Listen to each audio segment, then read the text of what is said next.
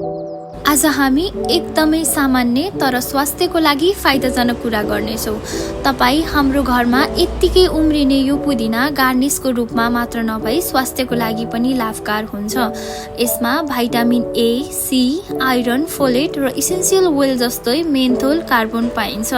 ल अब यसका फाइदाहरू सुनौँ है त। पहिलो नम्बरमा रहेको छ प्रजान प्रणाली सुधार अर्थात् एड डाइजेसन।